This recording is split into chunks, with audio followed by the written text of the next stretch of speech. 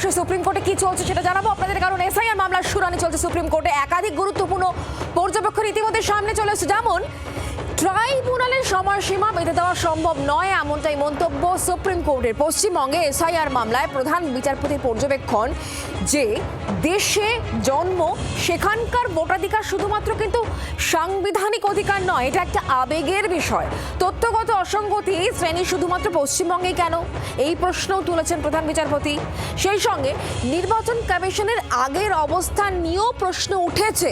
2002 সালের ভোটার তালিকাভুক্তদের নথি দিতে হবে না, এই অবস্থান থেকে সরে আসার অভিযোগ উঠেছে কমিশনের বিরুদ্ধে। প্রধান বিচারপতি তিনি এই প্রশ্ন করেছেন। এছাড়াও যে সমস্ত বিষয়গুলো উঠে এসেছে, প্রতিদিন হাজার হাজার নথি সেগুলো যাচাই করা হচ্ছে, সেগুলো যে শতভাগ নির্ভুল হবে এমনটাও কিন্তু আশা করা যায় না, এটাও কিন্তু আজকে সুপ্রিম কোর্ট স্পষ্ট বলে দিয়েছে। এছাড়া আর কি, যারা ধরুন বাদ পড়েছেন তারা চিন্তায় রয়েছেন, তারা ভোট দিতে পারবেন কি পারবেন না, এটা একেবারেই সম্ভাবনাক্ষীণ যে তারা তাদের ভোটাধিকার প্রয়োগ করতে পারবেন, কারণ 6 তারিখ এবং 9 তারিখ কিন্তু তালিকা ফ্রিজ হয়ে গিয়েছে।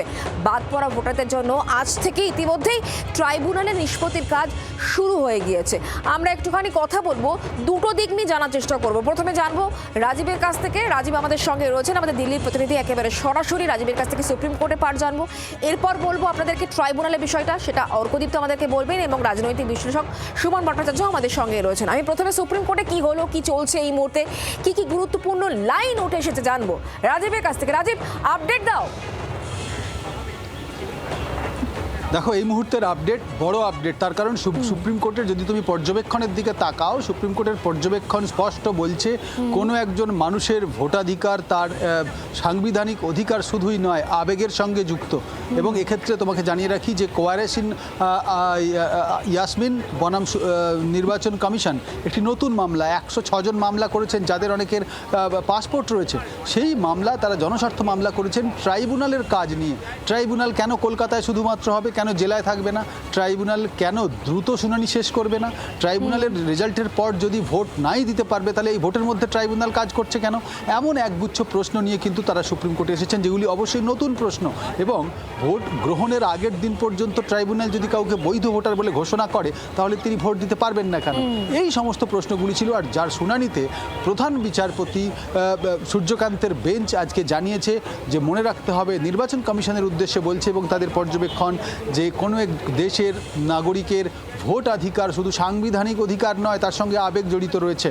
তবে তার আগেই সুপ্রিম কোর্ট জানিয়ে দিয়েছে যে ট্রাইব্যুনালকে নির্দিষ্ট সময় বেঁধে দেওয়া সম্ভব নয়। নির্বাচন কমিশন জানিয়েছে 30 লক্ষ আবেদন জমা পড়েছে।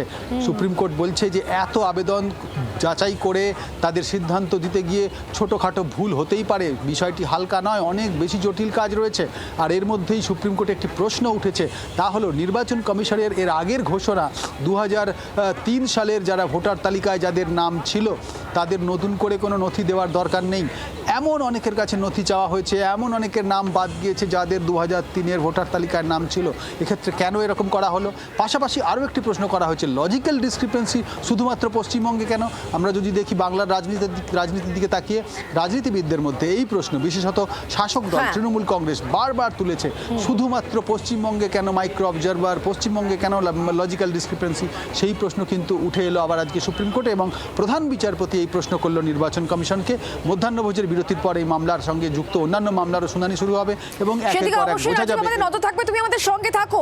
একাধিক গুরুত্বপূর্ণ বিষয় উত্থাপন করা হয়েছে, একাধিক জায়গায় প্রশ্ন উঠেছে, সেই সমস্ত প্রশ্নগুলো উত্তর আগামী সময় পাওয়া যায় কিনা সেদিকে যেমন আমাদের নজর থাকবে, তেমনই নজর থাকছে অবশ্যই ট্রাইব্যুনাল গঠন করা হয়েছে এবং সেখানে কিন্তু আসছেন অনেক মানুষ। তবে এই ট্রাইব্যুনাল গঠনে ইতিমধ্যেই শ্রমিক ভট্টাচার্যের বক্তব্য আমরা পেয়েছি, রাজ্য বিজেপি সভাপতি, তিনি কি বলছেন শোনাই। আমরা পশ্চিমবঙ্গের কোর্টেও আছি, মাঠেও আছি, কিন্তু আমরা চেয়েছিলাম এসআইআর প্রক্রিয়াটা সুষ্ঠুভাবে সম্পূর্ণ হোক, মৃত ভোটারদের নাম, ভুয়ো ভোটারদের নাম বাদ যাক, ভারতের আভ্যন্তরীণ নিরাপত্তার স্বার্থে রোহিঙ্গা বাংলাদেশিরা যাতে ভোটার লিস্টে না ঢুকতে পারে তার ব্যবস্থা নির্বাচন কমিশন করুক। এখন তৃণমূল কংগ্রেস সেটা করতে না পেরে বা আধা সফল হয়ে এ ধরনের কথাবার্তা বলছে।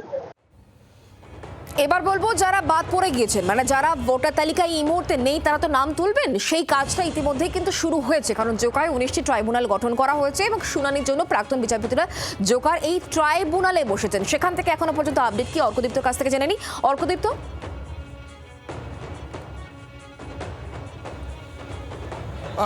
দেখো 19টি ট্রাইব্যুনাল গঠন হয়েছে এমনটাই জানা যাচ্ছে, এবং যে প্রাইমারিলি যে খবর যারা ইতিমধ্যেই অ্যাপ্লাই করেছিলেন হয় অনলাইনে বা অফলাইনে জেলা শাসকের দপ্তরে বা এসডিও বা বিডিও দপ্তরে গিয়ে সেই ডকুমেন্টগুলোই প্রথমে ভেরিফাই করছেন এই বিচারপতিরা যারা ট্রাইব্যুনালে রয়েছেন।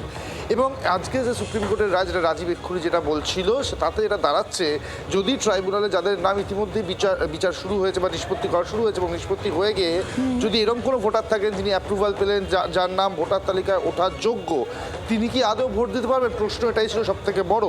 কিন্তু সুপ্রিম কোর্টের রায়ের পর যেটা বোঝা যাচ্ছে যে হয়তো তিনি সেই সংশ্লিষ্ট ভোটার ভোট দিতে পারবেন না, কারণ ট্রাইব্যুনালে কোনো সময়সীমা বেঁধে দেওয়া হবে না, এমনটাই সর্বোচ্চ আদালত জানিয়েছে। কারণ প্রায় যেটা 30 লক্ষ অ্যাপ্লিকেশন জমা পড়েছে এমনটাই জানা যাচ্ছিল কমিশনের সূত্রে, সেই 30 লক্ষ অ্যাপ্লিকেশন ভেরিফাই করতে কিন্তু যথেষ্ট সময় লাগবে। এবার যেটা হতে পারে, যেমন part by part supplementary list commission প্রকাশ করেছে, তেমনি ট্রাইব্যুনালের নিষ্পত্তি যেরকম হতে থাকবে পার্ট বাই পার্ট সেই লিস্টও প্রকাশিত হতে থাকবে। কিন্তু কত তাড়াতাড়ি হবে, আগামী 2-4 দিনের মধ্যে কি হবে বা এক সপ্তাহের মধ্যে হবে, এবং হলেও তারা কি ভোটার লিস্টের নাম উঠাতে পারবেন, সেটাই হচ্ছে সবথেকে বড় প্রশ্ন। তবে সুপ্রিম কোর্ট যেটা বলছে সেটা শুনে মনে হচ্ছে যে তারা এই সম্ভাবনা একেবারে ক্ষীণ বা না নেই এমনটাই কিন্তু বলা চলে। অর্কদীপ্ত, তুমি আমাদের সঙ্গে থাকো, রাজীব তুমি আমাদের সঙ্গে থাকো, সুমনদা আপনি কিভাবে দেখছেন সুপ্রিম কোর্টে এতক্ষণে যে পর্যবেক্ষণগুলো সামনে এসছে, তাতে কি মনে হচ্ছে? যাদের ভোটার তালিকায় এই মুহূর্তে নাম তুলবেন, যাদের নাম বাদ গিয়েছে, তাদের কি তাহলে আর কোনো সম্ভাবনা রইল না এবার ভোট দেওয়ার ক্ষেত্রে, নাকি সুপ্রিম কোর্ট কোনো বিশেষ ক্ষমতা বলে সেটা করে দিতে পারে? 142 নম্বর অনুচ্ছেদের কথা অনেকেই বলছেন। দেখুন, যেটা জরুরি প্রশ্ন সেটা হচ্ছে যে এই যে ফ্রোজেন বলে যে শব্দটা একসময় উচ্চারিত হয়েছিল, সুপ্রিম কোর্ট আজকে কিন্তু সে বিষয়ের উপর জোর দেয়। সুপ্রিম কোর্ট আজকের যেগুলো এখন অব্দি অবজারভেশন, তার মধ্যে সবচেয়ে জরুরি অবজারভেশন হচ্ছে যে কেন 2002 এর ভোটার লিস্টে যাদের নাম থাকবে বা যাদের বাবা মার নাম থাকবে তাদের অটোমেটিক্যালি হবে না, যেটা আগে নির্বাচন কমিশনের ঘোষিত স্ট্যান্ড ছিল, সেটা থেকে কেন নির্বাচন কমিশন সরে এলো, সেটা বিচারপতিরা প্রশ্ন তুলেছে। Point number 1। পয়েন্ট নাম্বার 2 হচ্ছে এখন অব্দি 106 জন বোধহয় ট্রাইব্যুনালে ক্লিয়ার হয়েছে, সেই 106 জনকে ভোট দিতে দেওয়া হবে কিনা, নাকি তারা ফ্রোজেন থাকবে। সেই ক্ষেত্রে কিন্তু এই জাস্টিসদের যেটা অবজারভেশন, এটা শুধু সাংবিধানিক অধিকার না, সাংবিধানিক অধিকার তো বটেই, তার সঙ্গে যে এর সঙ্গে মানুষের আবেগ, ভাগ্য ইত্যাদি জড়িয়ে আছে, সেটাও যে বিচারপতিরা উল্লেখ করেছেন সেটাও খুব গুরুত্বপূর্ণ।